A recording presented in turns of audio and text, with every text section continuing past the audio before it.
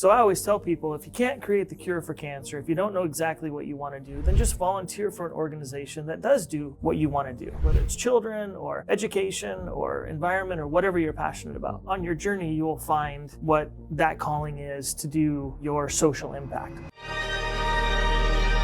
Love Gangster with Adrian Boysel. Hey, what's up everybody? This is The Love Gangster and I'm your host, Adrian Boysel. Today we have a very special episode with a very close friend of mine, mentor, and a fellow social impact entrepreneur. He's a producer and volunteer. Without further ado, without saying too much, I want to go ahead and introduce him, Mr. Bryan Gallinger. All right, up, brother? How you doing, man? Very good. Good to see you. Good to have you here in the studio. Great to be here. Yeah, it's awesome. I love what you got going. It's been a lot of work, but it's all come full circle. Yeah, that's great. Thank you so much for being an inspiration and a mentor for me along the journey. We'll talk a little bit more about that, but I don't think any of this would have been possible without people like him. So why don't we jump into your story and have people get to know you a little bit. Sure. Where do you want me to start? All the way in the beginning? Yeah, exactly. That's going back pretty far, bro. You are originally from Washington, right? Yep. So let's just give them where you're from and a little about your professional career, kind of the beginning origins of your career, and then kind of we'll lead that up to where you are today. Okay, sure. Yeah, so I grew up in a small town in Washington State, and then in my high school years moved to a bigger city, and that's when mentorship was really introduced to me. My first official impactful mentor is a gentleman named Greg Goss. He was our high school band instructor, and my parents were cool enough to let me choose the high school since they were moving in the middle of high school, so it was a really tough transition for a 16-year-old, like a small town, so I was kind of a big fish in a small town, comfortable, knew everybody, and went to a bigger city where I didn't know anyone. So my graduating class literally had more students than my entire high school. But I picked the school because their music program was in the top 2% of the nation. And I was very passionate about drums, and I knew that if I could get into a program, almost like an athlete picking, a baseball school that had a good program, that I would excel in that area, and that's exactly what happened. But Mr. Goss, similar to the movie Whiplash, he was that first person that really kicked my butt and everyone's in our class, but pulling us to our potential. So like a great coach, he really did, and we're still really dear friends to this day. And that's kind of what shaped me. So from high school, literally my senior year in high school, I became an entrepreneur and started producing events and music. And that's when I fell in love with the entertainment industry, but simultaneously with business. I knew that I wanted to work for myself, but I didn't really understand what entrepreneurship was. Yeah. So I went to school and studied business, psychology, and sociology with no intentions or goals of getting a degree, because I knew that I wanted to build my own companies. So I started off first in entertainment. I always tell people on my left hand, I was an entertainer. So I got to dabble in the modeling industry. I was a TV personality for a while. I tried acting, but I'm really terrible. And then, of course, the music. So I ended up touring for 25 years, different bands. And then on the right hand, kind of simultaneously, I became a producer and an entrepreneur, sort of by accident, because my band couldn't really get any gigs. In the 90s in Seattle, it was the #1 music scene in the world. That's so right. Who were we? Nobody. Yep. But if I threw a concert and put one decent name band on the bill, then my band could open. That's right. Because it's my concert. Smart. So that's kind of how I realized, okay, I'm pretty good at this. Built your own stage. Exactly, literally. Wow. Yeah. That's phenomenal. I got marketing, I got promotions, I got the business end of it, and, studying it really helped too. So from there, I was a personal development junkie since high school. So my car was like a mobile learning vehicle. People would get in, and it was either hard rock and metal, my band, That's right. or Tony Robbins, John Maxwell, whoever had the latest CD out. And so I got into coaching and mentoring and, to kind of pay it forward on the personal development. And then I just started to dabble in different areas of business to see where can I diversify, where can I develop different revenue streams. Music was hard to make money, Of course. So over the years, just continued with that. And I would dabble and bounce around. I've always since I was a kid, I always had multiple things going on, so 3 or more. Yeah. So like when I was going to school growing up, it was a sport, a hobby, school, at least 3 things. Yeah. And then that continued as an adult. I was a competitive jet skier from the high school years through college. Pretty accomplished in the jet ski world though, right? Yeah, at one point, number 9 in the world. I think it was 1998. Amazing. Havasu World Finals. Freestyle. Yeah. So it was a much smaller category. For sure. But yeah, it was so much fun. That's neat. If the sun was out, I was on the water. Sick. If it wasn't, I was on my kit. It's a blast. So there's a couple things I wanted to pack because I've always wondered this, and we've had so many 2-hour long conversations over the years, especially during the pandemic. I mean, it was you and I don't think I talked to anybody as much as I talked to you during that time. Yeah. And there was one question I never asked, and now it's coming up again, is what was the draw for you as a kid? Like, how old were you, and what was the draw for you with music? Why music versus like art or just sports, or what was the draw for music? What did music do for you that really kind of created this whole movement of playing with bands and touring the world and doing all the things that you've done in the music world? You know, I think it was multiple things. So when I grew up, I grew up in a really small town called Hoquiam, and it's on the west coast, right by the ocean. It's a logger community. You know, it's not a thriving community. It's very humble. But the good thing about the small town upbringing that I had is, first of all, I'm blessed with 2 of the best parents on the planet, and brothers, and you know, our family is just unreal. Like, you literally could not have a better childhood. Yeah. And so I had that, but there wasn't a lot to do. There wasn't a lot of opportunity, and there weren't a lot of dreamers or go-getters in our town. Yeah. So sometimes I felt like a fish out of a pond, and my dad adopted me at birth. So we don't have a lot in common. He's not my blood. Amazing father, and he taught me all the important things. He led by example. But like, I'm one of 2 people in my entire family that did anything in entertainment. And I'm one of a handful, and I have a huge family, that is an entrepreneur. So I dreamed very young. I had you couldn't see the color of the paint in my room. It was covered in posters. You know, I didn't know what a vision board was, but like 6 years old, I was vision boarding. Where I wanted to go, and palm trees, you know, whatever. So getting back to the music was a way for me to achieve a lot of the things that I wanted to do and experience in life, but also a lot of who I wanted to be. So I was very insecure. I'm still insecure. Even when I was an underwear model touring in bands, very insecure, shy. A lot of people wouldn't guess it because I can be outgoing. Yeah, sometimes you say things to me like that, and I'm like, huh? I know. It doesn't compute. I mask it real. That's why I was like, I'll be a great actor, because I'm always like faking it, like how insecure I am. Yeah. But with music, first of all, I think everybody loves music, right? I love music. If I could have been a guitarist, I would have done that. If I could have sang, I would have done that. But I can't play guitar and I can't sing. But there's something about the drums that connected with me very young. I think they're just cool. And what I lacked growing up was cool.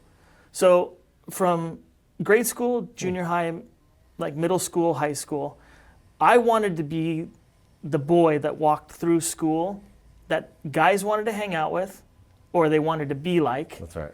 And the girls wanted to date. That's what I fantasized about, but I wasn't. I was chubby, I had braces, I had glasses. I was very nice. Yeah. I was smart, I did well. I could play sports, but my brothers were like, they have awards all throughout our school. So, and they have a different last name. So 10 years later, I go to high school and they're like, oh, little Brooksy, you gonna try out for football? And I'm like, yeah, no. I mean, you know, I'll try, but I'm not my brothers. But the drums, like when I would hear the drums in a marching band or anything in music, it fueled me. And so by learning to play the drums, I started, okay, I got some coolness factor. And girls would notice me. That's right. Other friends would notice me, like, oh, Bryan, you're good at that. And that's what really started to launch my self-esteem and the coolness factor that I desperately wanted my whole life. So I think that was like an anchor for me. Well, what's funny is I've never shared this before ever, and it just came to the surface for me. My wife knows, I've talked a little bit about it, but I was in band in middle school. And I was crazy in the drums. My dad was a huge Rush fan, right? So no better drummer than Neil Peart, right? Like as you've heard, right? Amazing. And then I started listening to Slipknot at a pretty young age as well. Wow. And so these drummers, Joey and just all these different drummers that I would listen to, out of all the instruments and all the musicians, that was always the thing that I was drawn to the most. And so when I joined band, I think it was the fifth or sixth grade in middle school, it was drums. They put me on the trombone at first, and I was like, what the heck is this thing? This ain't gonna work for me. So I immediately went to the drums, and I went to those big, like, cow skin ones where you're like, boom, Oh, boom. yeah. It was in like the big band. So Yeah. I did that all through middle school, and I just grew an affinity for the drums. And then I got a girlfriend my freshman year of high school, and she was into Blink-182. And if you're a drummer, right, you know Travis Barker, and he's just one of the most off-the-hook drummers out there, period. And I just fell in love with his music. He came out with that album a few years later. I think it was like 15 or 16 maybe, Boxcar Racer. I memorized every single song and the set he was playing on the drums. I don't think I could do it today, but I could play every single song on that Boxcar Racer album that Travis Barker played on the drums. That's good. Just for hours and hours and hours. And the drums were there's just something about the beat and the rhythm and just the movement of the drums that I don't feel like other instruments have.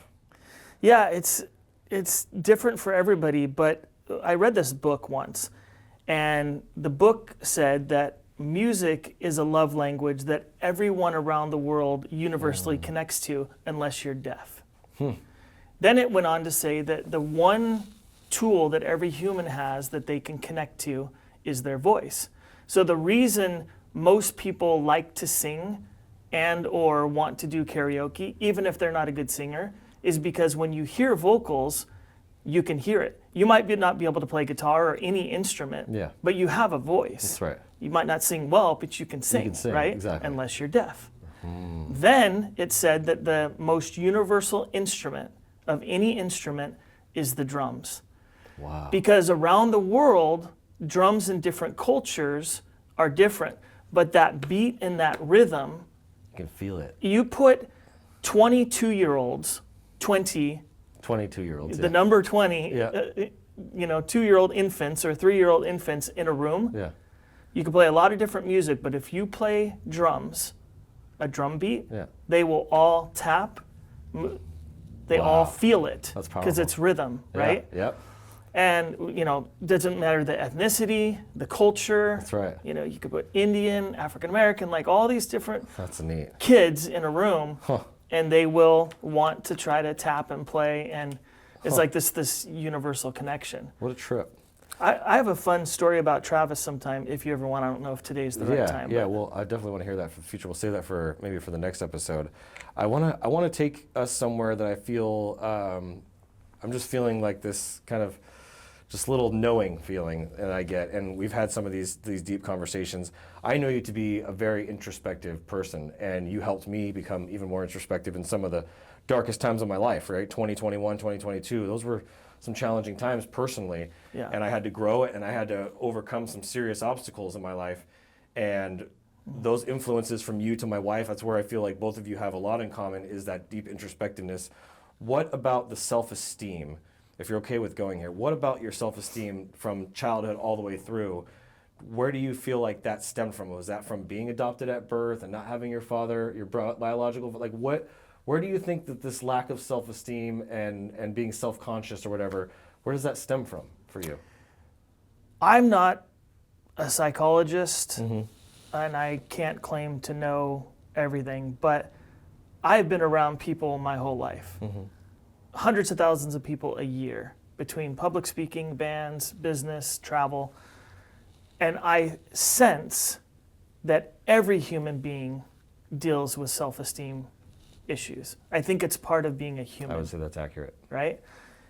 Where mine comes from, we can theorize, we can guess. I've been in therapy off and on for the last 4 years, and I have a dear friend named Z who's been incredible when we talk. She's a clinical therapist. She's retired now, but she would pull stuff out, even at a lunch meeting that we would just get together or whatever.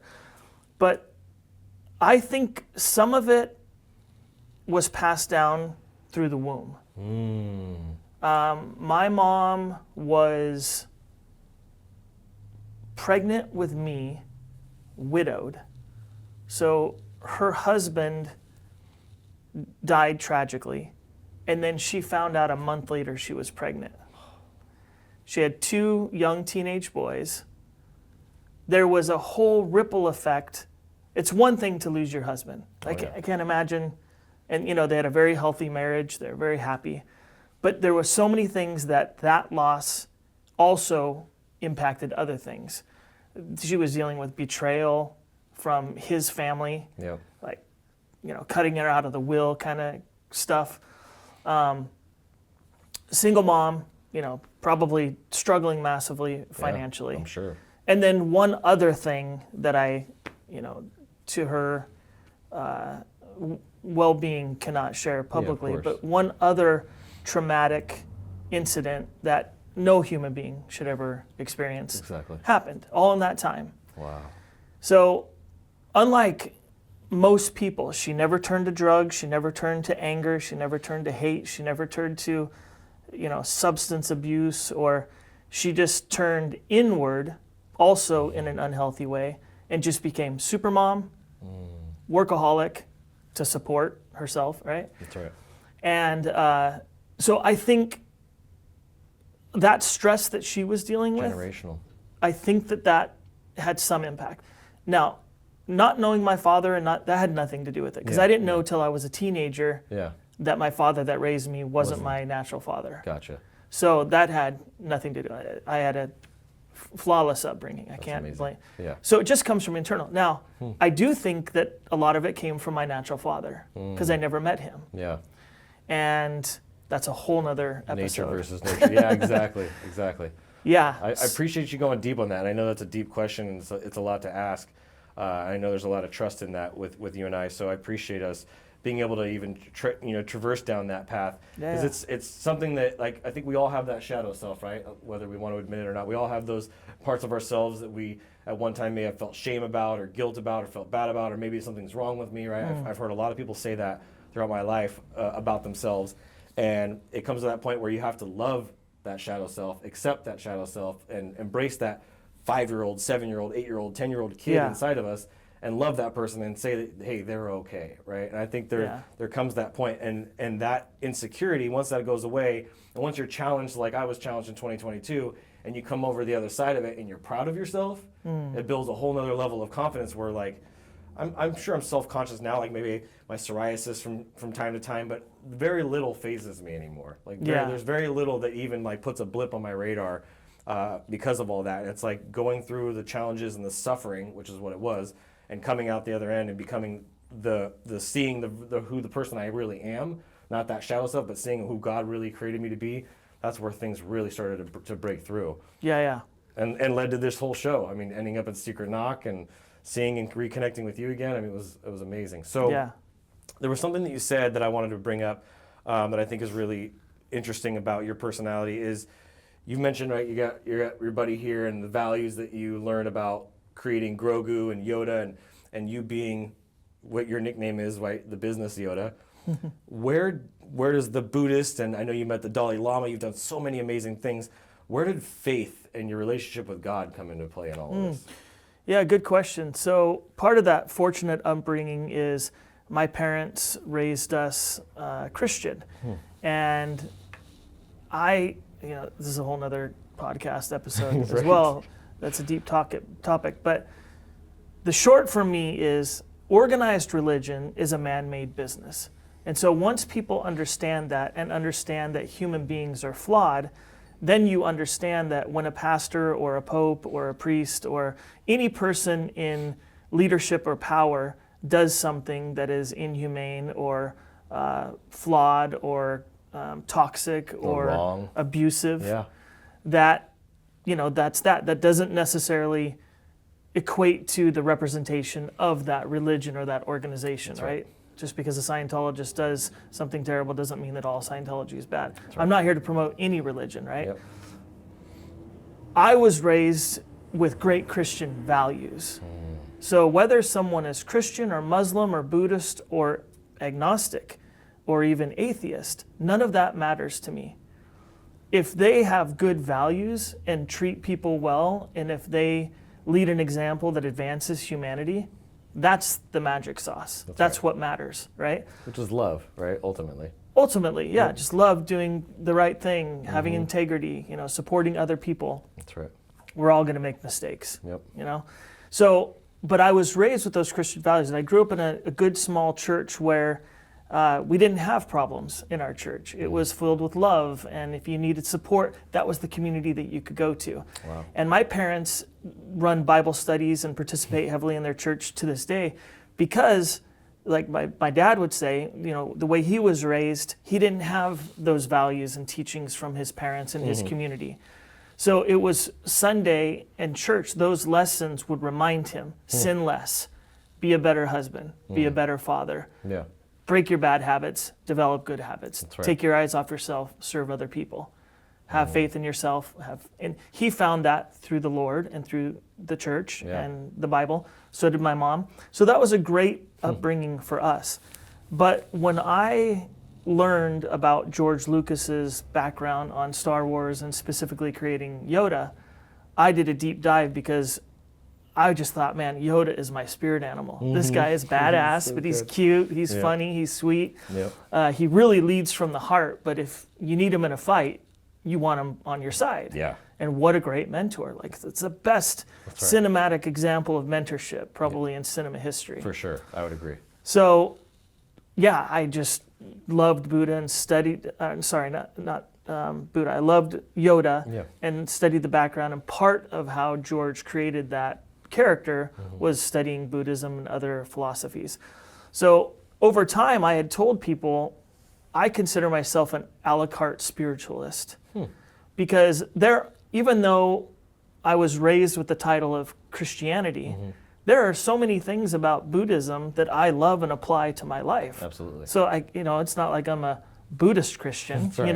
Yeah. And titles and labels, that's all man-made nonsense to stuff. me. Exactly. Yeah. Yep. Just being a good person and doing the right thing, that's what I was aiming for. So that's where neat. the affinity grew in. So do you run, whether it's business, personal life, relationships, do you run it through the filter of your faith and kind of your relationship that you have, your personal relationship you have with God?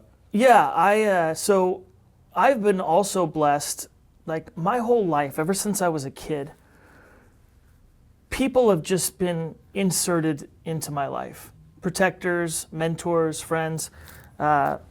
Mark Hercock was like an uncle figure to me growing up, but he's not family. He was just a friend in the community. But he was an early mentor, even before Mr. Goss. So I believe that God has been planting angels and specific people in my life to guide and support. Because if anything, we all have, what's it called? The law of familiarity, right? You've heard of that? Oh, yeah. So you could have the best parents in the world, like I did, but at some point in time in your relationship, because of the laws of familiarity, you get too close to a human that you don't hear them in the same way. It's true. So it's these coaches and teachers and outside mentors that will connect with a teenager in a different way. They could say the exact same thing that your parents have been saying for 4 years, but because it's your parents, you don't want to hear it. That's exactly You're right. too close. All of their life experience, all their challenges and problems, everything they went through amounts to nothing. But if their friend comes over and starts telling you about it, you're like, and you're listening to every single word that comes out of their mouth. And I'm sure my poor parents were like, I come home, I spent the day with Mark, and he said this, and epiphany, and they're like, we've been telling you that for 4 years. But okay, son, Exactly. And they never did. Like, they were just, the best examples. That's so happy funny. for you no matter what. But so I would I would definitely say that because I've been blessed with those people, and I don't think that that's just universal luck, right? I was a kid, so I couldn't put enough karma out there to attract, goodness. For sure. Over time, I hope I did some, but Exactly. Well, I think leading into where you and I connected in 2019, which was an interesting accumulation of a really. The core premise of the event was really great, but there were some fundamental flaws and issues, and you were kind of the glue that was holding that all together. And if tragedies hadn't happened and losses hadn't happened, I don't know if we would be sitting here today.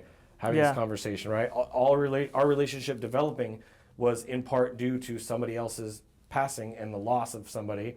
And it's just crazy to see how God has orchestrated, good, bad, and otherwise, these incredibly elaborate architectural plans that we can't even wrap our minds around about how grand and beautiful they are. Because, like I said, I couldn't imagine doing the last 4 years, of my life and being where I am today without having your guidance, your leadership, your just having somebody to hold space for you and sit there and listen to me, right?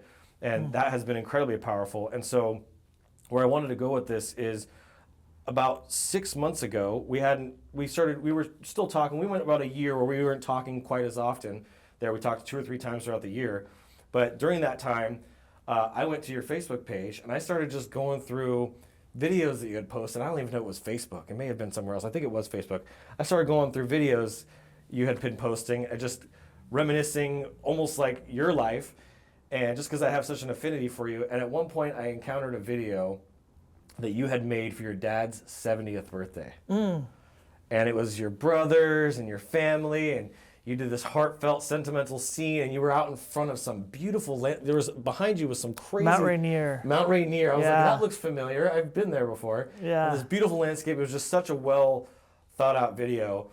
And I wanted to use that as kind of the bridge because you're just such a heartfelt, genuine person, bringing things into kind of where you're at now as a social impact entrepreneur, the Be Great show, the Dream Promoter, which we can talk a little bit about. But like, how did this whole music career and entrepreneurship and all that form into where you are today? Because I know you went through some personal health challenges and things, so maybe you could talk about that. That kind of led you to the social impact and being overseas and doing all this stuff. I kind of want to catch people up to kind of what led you to where you are today. Sure, yeah. So another great podcast topic would be silver linings. So I am a relentless silver linings chaser. And every time a human being goes through hardship, and you went through, one of the biggest that, anybody could go through.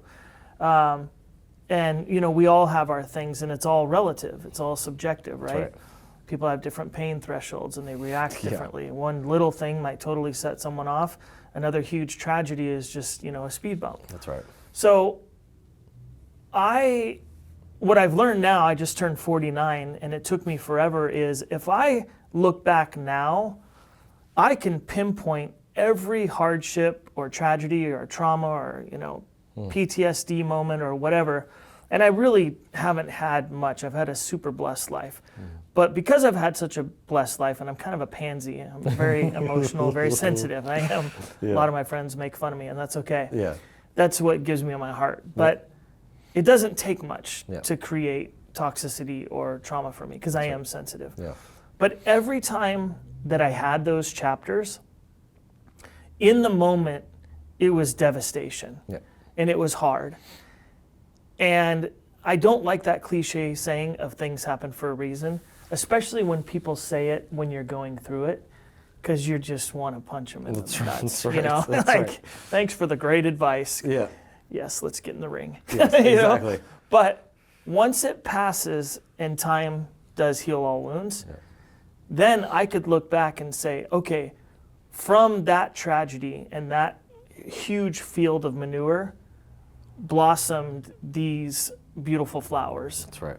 Relationships, opportunities, experiences, businesses, whatever. And that happened last year. I think we're going to go through stuff every year. That's just the cycle of life. Yeah, you're either headed towards a storm, you're either in a storm, or you're coming out of one. That's There's right. only 3 phases of life. Exactly. You better be a good swimmer. You better be a good swimmer. That's the bottom line. That's right. So yeah, what was the question? Just like, how did you go from, entrepreneur, businessman, model to social impact guy? What kind of happened in between there? I got sick. So,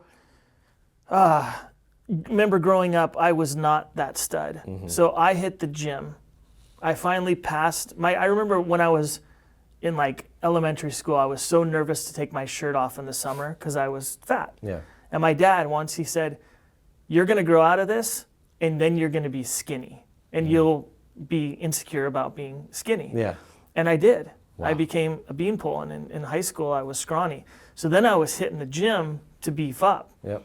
I was a late bloomer. So college, Yep. that's when I primed. Yep. It all started clicking. I was Nice. drumming, touring, and with big bands. My band Yep. was never really that big. Yeah, so I was underwear fitness model, touring in a band that opened up for some major bands. Wow. As a competitive professional jet skier, business was doing well as an entrepreneur, coaching, mentoring, doing a lot of volunteer work.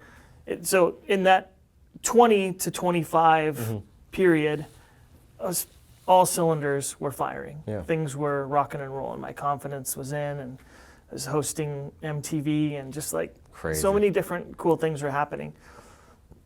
But as all that happened, life humbled me. And I don't know if this was part of God's plan or just my plan, my destiny or whatever, but I got very sick. Sick to the point to where I went from being that underwear model to the size that I am now. Wow. And it slowly happened over a little over 2 years. They can't pinpoint it exactly. And without going into all the details, it was serious. Yeah. And it was something very uncommon. So it wasn't cancer or things that people could relate to. But my confidence went back maybe even lower than what it was before, because then I knew what it was to be those things. I didn't have energy. I was cramping daily. I had mood swings. I was lethargic. I had so many symptoms that I wouldn't wish upon anyone. Yeah. And I really empathize with people that have chronic illness or Yeah. anything like that, even if it's back pain, because That's it affects everything. It does. So during that time, I had been very successful, and I had earned a lot of accolades and experienced a lot of things. I had already fell in love with charity work and volunteering, and I had always dreamed of having my own nonprofit. I just didn't know what it was. So I always tell people, if you can't create the cure for cancer, if you don't know exactly what you want to do, then just volunteer for an organization that does do what you want to do. That's right. Whether it's children or education or environment or whatever you're passionate about. And then on your journey, you'll find what that calling is to do, your social impact. So because I had less energy and the physicality to model or tour, my band was on our biggest tour, and I had to stop. They had to hire another drummer. So I had to watch another drummer play with bands, that my dream kind of fading Yeah. away. Girlfriend at the time that I loved very much left me. Like it was a lot. Dark time. It was a dark time. They call it Yeah. Dark Night of the Soul. Yeah, exactly. But through that, I didn't have the clarity then, but I have the clarity now. Yeah. It was a defining moment over a probably 3 to 5 year period. A defining chapter for me that's when I made the switch from pursuing entertainment and business to using all the different skills, talents, and the resources that I had developed over those years and putting it all towards one thing, and that was humanitarianism or social impact. So that's when I was able to really take those different skills and experiences, the background. Yeah. I didn't need to look a certain way. I didn't have to have a specific skill other than, producing events. And I didn't need this physicality skills that I had before, right? I didn't need to tour. Yeah. But I could still do stuff in music. I could still produce TV and events and Exactly. movies and create solutions for social impact. That's how Be Great was born. Okay. It was one day sitting there thinking, how can I take all of these gifts and abilities and desires and put it into one thing that I can add positive impact on the world? That's right. And I think that's everybody's dream, That's is right. to do what we just described, I right? agree. So now, fast forward, I still build startups, I still do consulting work, and I still pick up the sticks. That's right. I still play the drums every now and then. We'll I'm have to not add a on video. tour. We'll have to add a video clip to this because I got a couple cool clips of you drumming. Okay, yeah. Yeah, because it's still a passion, you know, like once you're an artist, you have to have that outlet. That's right. And it's travel, music, and, you know, building relationships with people like you. That's what puts happiness into my life. Everybody's different, Fills right? your love tank. Totally. So you lived in the Philippines for a short period of time, didn't you? Yeah, I lived in Southeast Asia. I originally went over to do consulting work. And then while I was there, this was right after the 2008 crash. Oh, wow. So I lost a tremendous amount of money. This is another chapter where I was battling depression and adversity and healing. And so I went there for some work, and then I had never been to the Philippines. And while I was there, I realized it's back to the future there, like literally. Wow. Because this was 2011, and they didn't have Kinko's, Chipotle, WeWork. They didn't have Yelp. Like, they didn't have all these businesses and solutions that were prominent around the first world areas. Yeah. So I saw that as an opportunity to simply create clone businesses. And so, you know, creating those businesses, you could provide that solution in a third world country, and they're like, how did you think of this? And I'm like, I literally didn't. Yeah. But I'll take the credit. Like, hey, let's do it. You know, let's build a franchise. Wow.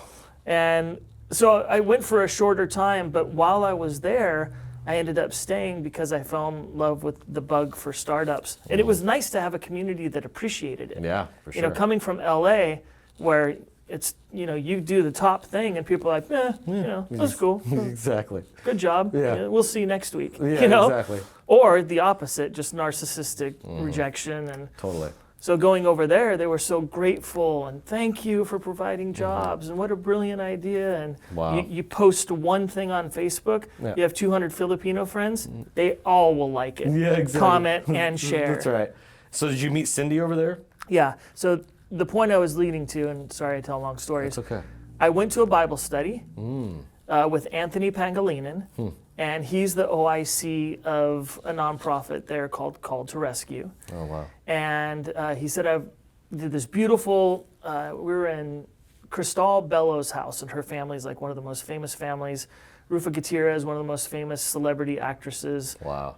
All these people are in the room. It was like, I think there was 2 or 3 foreigners, you know, 2 Americans. And at the end, he said, well, I'm going to introduce a special guest. She came all the way from Washington State. She's the founder of this nonprofit. And then Cindy walks in. Wow. And I'm like, wow, from Washington. So she goes on to share this emotional journey of how they're rescuing children from sex trafficking and abuse and missing kids. And I'm like crying. Everybody's all emotional. And she says, hey, at the end, raise your hand if you're interested in getting involved, like participating, volunteering, whatever. I'm like, yeah. I think everybody, 30-some people raised their hands. Went and talked to her afterwards. Her husband went to my rival high school. Whoa. They live like 2.5 hours from where I went to high school. Trip. And just all this small world stuff. Fast forward to today, I'm not good with math, but almost 15 years I've been volunteering with them. That's right. No income, I produced their first ever fundraiser. They didn't have marketing, they didn't have websites, they didn't have videos, social media. We did annual toy drives for their safe houses. So the kids, they're rescued, but they have nothing. Wow. They don't have clothes, they don't have living supplies. Of course, they don't get Christmas presents. So we would go raise all that stuff. And, you know, I just fell in love with it. And that was another defining moment where it was like, okay, there's a calling. I didn't create it. That's right.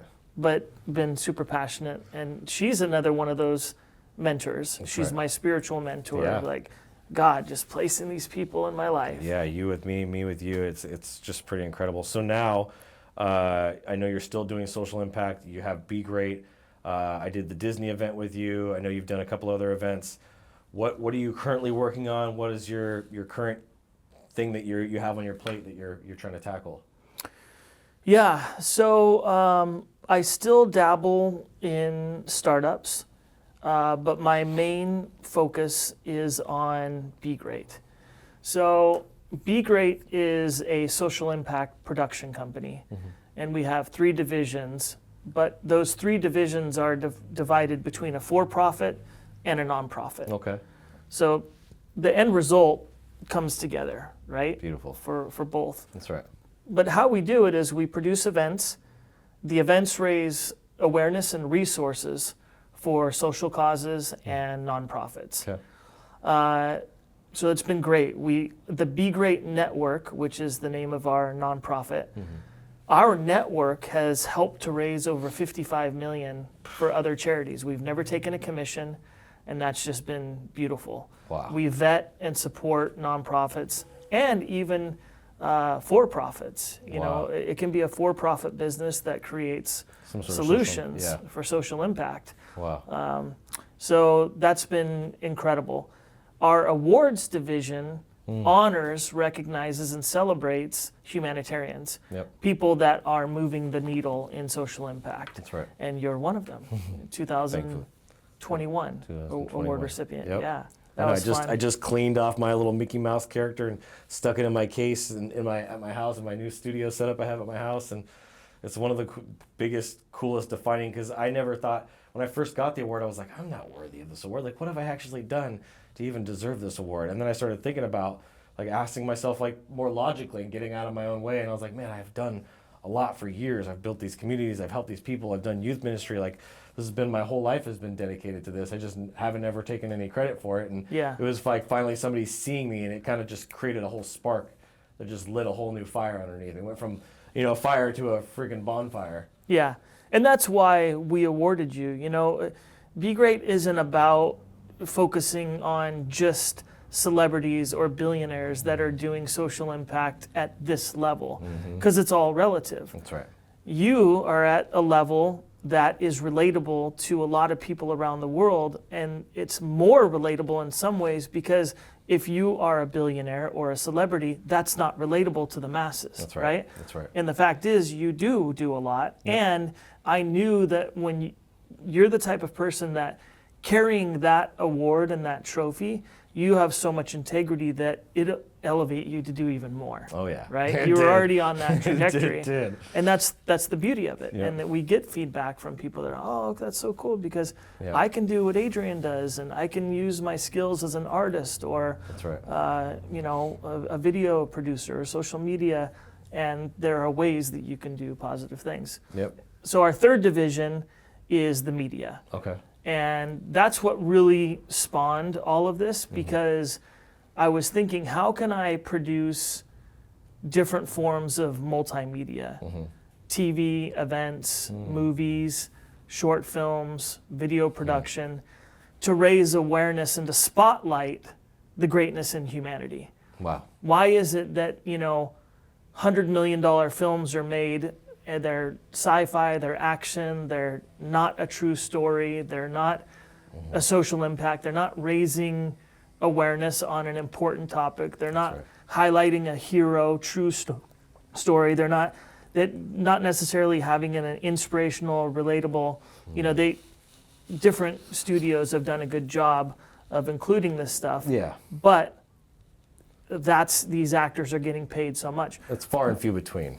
Exactly, in the grand scheme of the numbers, Exactly. probably 2%. You got Zac Efron, and like I can't really think of anybody else other than that one show that comes to the top of my head. Down to Earth with Zac, that's been great. I think Oprah was one of the first to leverage television to raise awareness on social issues and charities, and to raise money. And Ellen did, during her time. There are definitely examples, but Be Great, we have an international franchise TV show concept that's in development. We have 4 films just this year releasing, documentary films. We released multiple last year and the year to come. So every year we're creating content from 3-minute viral videos all the way to, we're working on a $50 million feature film right now that I can't talk about too much, but it's going to be awesome. That's amazing. So that's our media division, and our goal is to make social impact sexy. That's right. That's right. To have fun with it and that's so good. Become the Oscars of philanthropy. So what does the future, the next 20, 30, 40 years of your life, right? Because you're going to live to be 100 at least.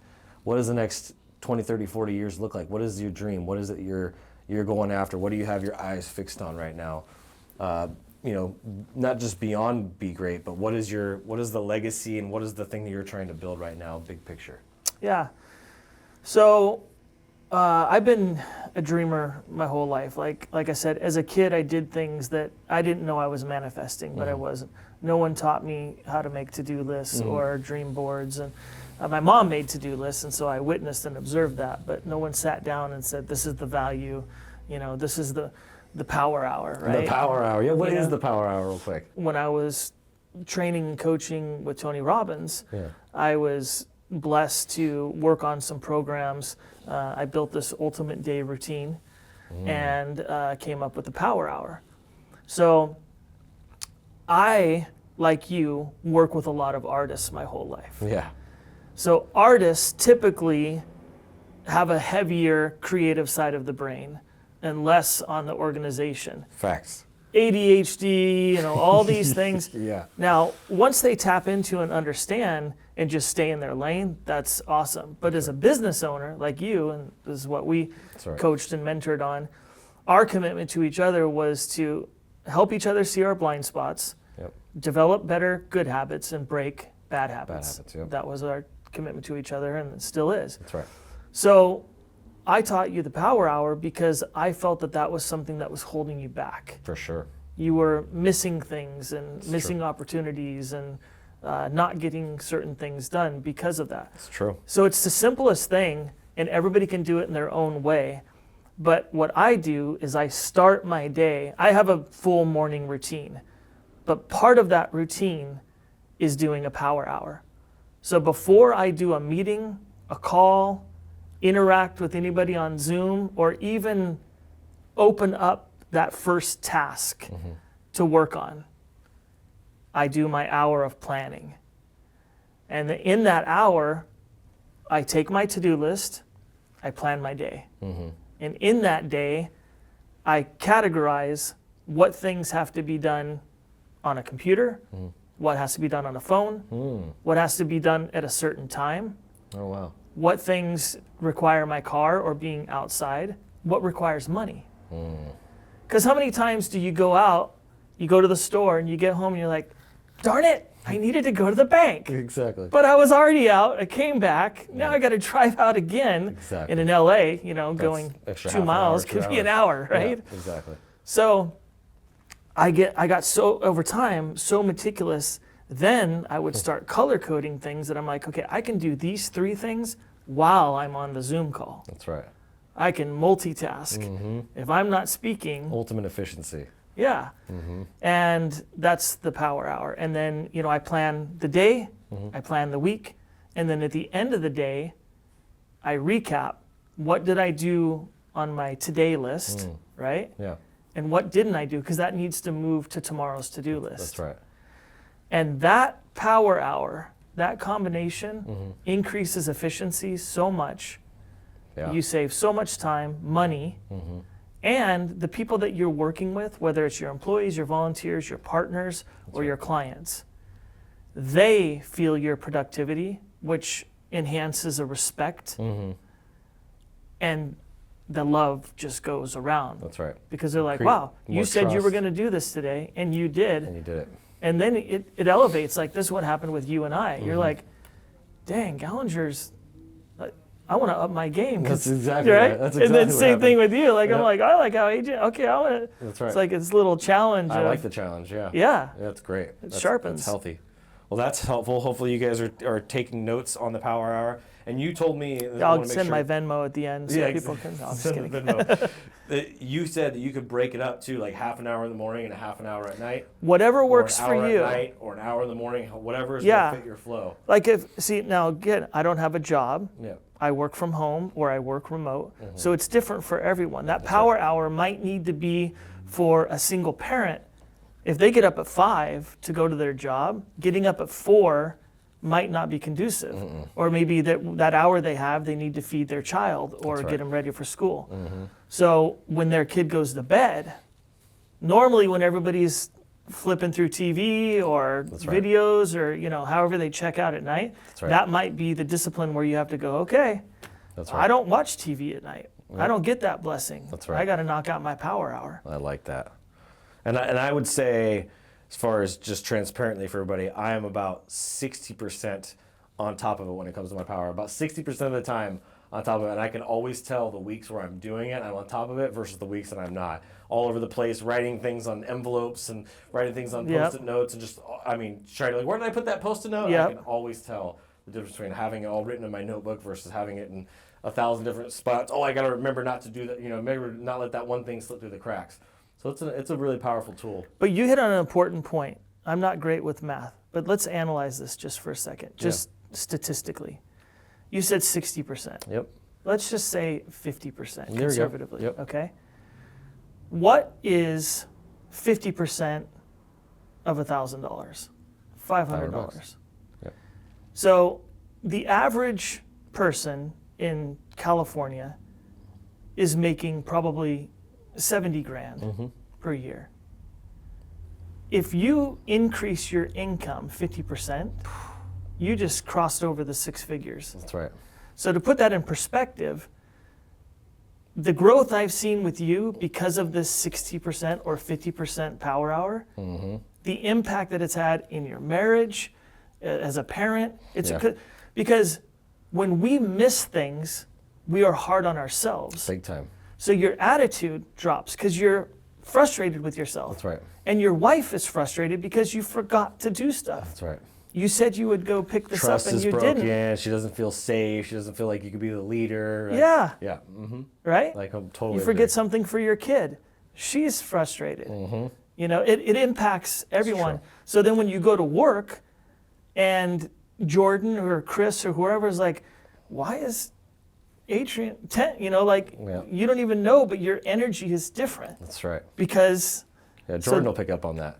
we all do. Yeah. So I just think that, not claiming that the power hour is the answer to all, but for most people, that's when I coach people, 9 out of 10 times, they're not doing that. Yeah, no, I would agree with that. That's powerful. So, circling back to close the loop on this all, what is the big picture vision for you? What is it that you want to accomplish? What is it you're going after?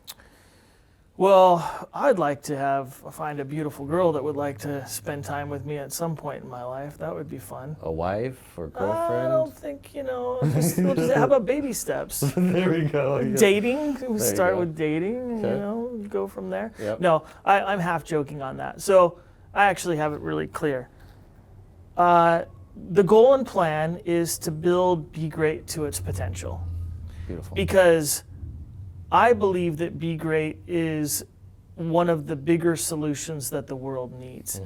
Because if people are flipping through streaming or YouTube videos or whatever, if they're saturated with options of true stories, inspiration, empowerment, quality content that they can go, wow, I just watched this as a movie or a video or a TV show, and I learned so much, and it inspired me to do a power hour or whatever, right? That's right.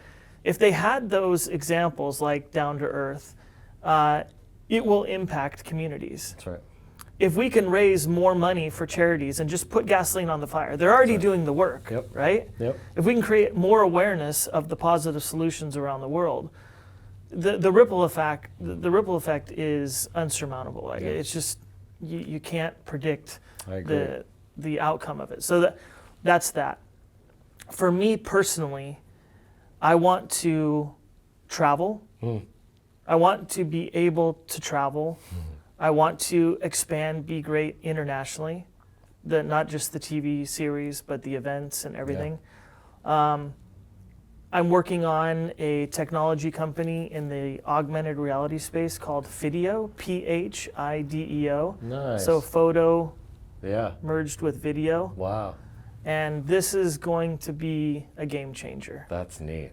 And I've been quietly working on this for a long time. That's so cool. And we're about to make a major breakthrough this year. Oh, cool. And it's going to catch the attention of some of the biggest tech companies in the world. That's exciting. So that is exciting. I will continue to do consulting work, and I will continue to volunteer with Call to Rescue. But those are the priorities. Great. What's most important to me at this chapter in my life, I used to set goals of how long will it take to raise this much money or to get Be Great to these numbers. And Yeah. I stopped that last year. Now my goal setting and planning is different. It's a subtle but big difference. The outcome is going to be the outcome. That's right. We will raise money when we raise money. There's no way to put a timeline on it. That's right. And Be Great will hit its potential when it hits critical mass. I cannot predict that. I can Yep. work hard and manifest and all of that, but it will happen when it happens. What I can control is the quality of my life. So if someone or something toxic enters my life, I will cut it out very quickly. Yeah. It doesn't matter what the income is. It doesn't matter how cool or fun it is, Or how good looking it is. or how good looking it is, or Yeah. whatever positive that the positives can't just outweigh the negatives, That's right? Yeah. And that's the one thing I wish I could change in my life earlier, because I allowed a lot of stress and hardship by foregoing this. So I have zero tolerance on it. Great. And last year that happened with a couple of businesses, and I'm really proud of myself that I quickly addressed it and nipped it in the bud. And it was still hard and toxic and these things, Yep. but the silver lining happened faster. That's right. And so things that make me happy are traveling, being around like-minded and like-hearted people, doing the volunteer work, having fun, tapping into my teenage spirit, That's right. that inner child. Jumping on the drums at a That's- secret knock event. And Exactly. That's Yeah. why I do those things, putting together groups and activities.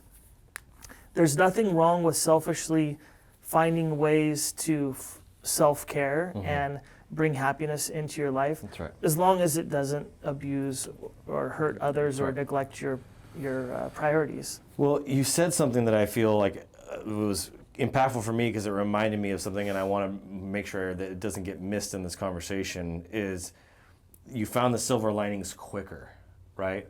You didn't let it draw out. You didn't let your boundaries be crossed for an extended period of time. You didn't let it overtake you and overcome and drain you and deplete you and make you financially, you nipped it in the butt and you handled it quickly, even though it's painful and it still sucks, right? You embraced the suck faster and you got through it quicker. Yeah. Right? And the silver linings that are coming from that, I'm sure, are going to be better. And I think a lot of people will put themselves through this longer, and they'll suffer for a longer period. It's like this self-deprecating, self-sabotaging behaviors that we do to ourselves, and now it's just like, you know what? I got to cut it off, and I got to move on. I got to keep going. Right. And it's not that you don't acknowledge that it sucks or you don't acknowledge the pain. You're not just burying it, but you're looking at it and going, "This really sucks. I see where I made the mistake here, and where I could have done something differently." It's not like this, and if they hadn't done that, and I got to get payback, and I got to fight, right? All of that kind of stuff that most people do. It's like, okay, how would I take responsibility for this? Okay, I see what I did. All right, moving on now. Right? Yeah. And then being able to move on. So, and then you said you got through it quicker. So a lot of people that are going through challenges, struggles, pains, toxic situations, just end it, be done with it, so you can move on and get to the next part of your life, because this isn't serving you in any way if you're having a situation like that. Yeah, and I think what's important for that is there's two things out of what you just said. Number one, life is a pendulum, right? So when we have a bad habit, so in my case, in the past, I had a knack of attracting narcissistic or abusive people into my life. So the pendulum was over here to the left, Yep. right? And it was a repetitive pattern over 20 years as an adult. I take responsibility. I attracted these people. I trusted them. I chose to go into business with them. I'm not the victim, right? I did not learn and set boundaries and say, hey, these are the guidelines, and once this is crossed, this is a deal breaker. That's right. I didn't put a lot of things in contracts because I trust you. Handshake deals. Okay, you said I take your word now. Yep. So shame on me, shame on me. So the faster we learn from things is when you improve. That's right. Einstein said if you do the same thing expecting different results, it's the definition of insanity. Literally. So I was doing the same thing over and over and over, and maybe at a slug pace, Yeah. moving towards. The other thing that people do, and I have done, that's wrong, is you take the pendulum from the left all the way to the right. So it's like I used to drink way too much, and I gambled and I smoked and all that, and then one day someone says, hey, those are toxic habits, it's holding you back in life. Okay, I'm going to quit drinking, smoking, gambling, all on one day, and they go all the way over here. Overcorrect. And they overcorrect, and then everything falls to crap because they're so out of sorts. That's right. That now they have a whole new list of issues. That's right. Right? They're irritable, so they're snapping at their loved ones because they quit drinking, smoking, all the things that brought them happiness are over here. The key is to live in the sweet spot. So the decision that I made last year was, okay, I am going to stop this pattern, but instead of taking the pendulum all the way over, how do I do that? So what I did was I consulted with qualified advisors to say, what's my blind spot? What am I doing wrong? And how do I correct this? That's right. The key is qualified. That's the key word there. The key. I didn't go to my grandmother. I didn't go to my neighbor. I didn't go to my best friend. That's right. I went to qualified people. In this case, actually, my best friend is a qualified mentor. But and then they helped me make a plan of, you don't just end it. You first put it in writing. That's right. And set the boundaries. Vocalize what those boundaries are, and have consequences that if they're not met, if the toxicity is there, the partnership ends, or the dating relationship ends, That's right. or whatever, right? Yep. And I followed that, and I even gave my partners time to correct. Yeah, that's huge. Right? Give them grace. Understanding. We all make mistakes. I made mistakes in the process too. Yep. It wasn't just them, but the end result is it wasn't a match. That's right. And I see people that are in unhealthy marriages or relationships, and there's the covenant way, and then there's the contract way. The covenant way is you do whatever it takes to fix it and make it work. That's right. The contract way is one or the other. That's right. So for me, that worked. And I'm enjoying that piece and that. Because I say that because normally I would set all these goals, and then this year we're going to do, and I got goals and we're working on things. Yeah. But what's most important to me is to feel good mentally, physically, to have financial stability, and to be fulfilled. That's right. So next year, it might be different, and I'm okay with that. That's exactly right. That's beautiful. Beautiful wisdom, a lot of experience. There's so much to unpack in this conversation. Every episode of The Love Gangster is so different, so unique, not just because of people's stories, but just because of the way the conversations flow. Our conversation, I want to make sure that we follow one thing consistently and that we give them a good challenge, and I know that you're going to bring it. What is the challenge for people that are listening to this, that they need to go out and do some form of random act of kindness, loving on people, and being a love gangster? What does that look like? Yeah, so I would challenge people to make it intentional, like ingrain it in your routine. So you have to take time to think about what it is that you want to do and make it part of your power hour, make it part of your today list, so you know that X amount of times a day, week, month, or year that you are going to do this random act of kindness.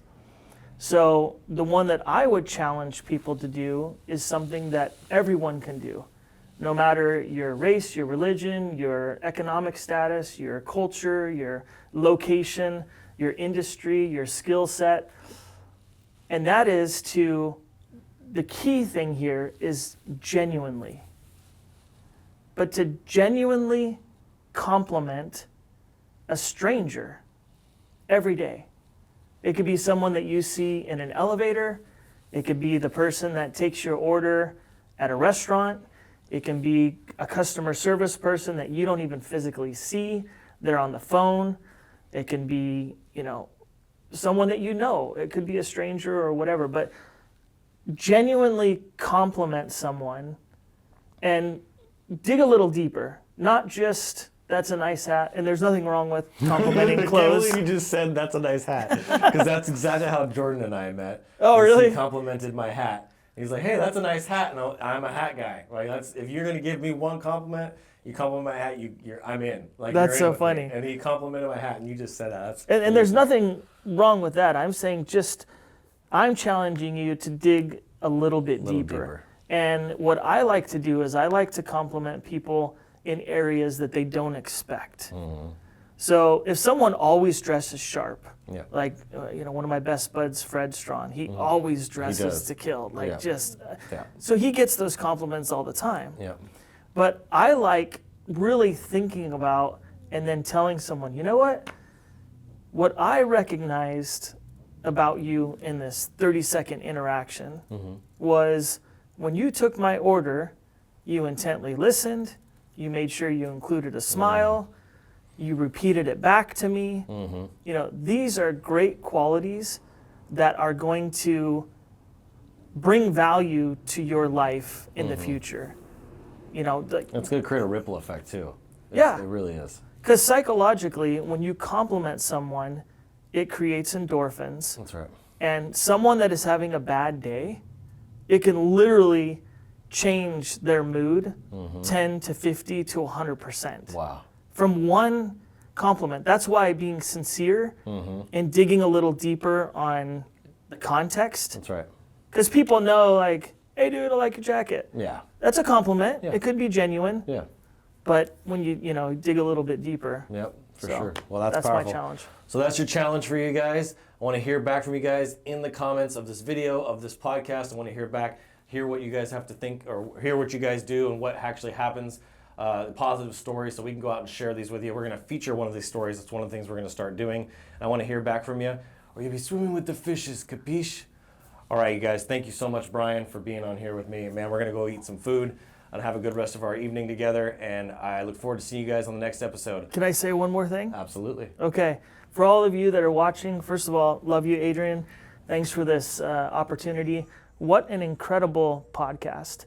Of any topic, of all the topics that a person could choose to put time, money, and energy into creating awareness and digging into topics, you chose one that's one of the most important topics in the world, and it has such a good impact, and that speaks volumes about you. So, whatever you do in life, no matter what your industry is, your economic status, your religious upbringing, your physical location, your age, no matter what you do in life, be great.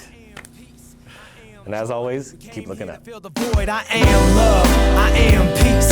I am joy that can never be destroyed. I am love. I am peace. I am joy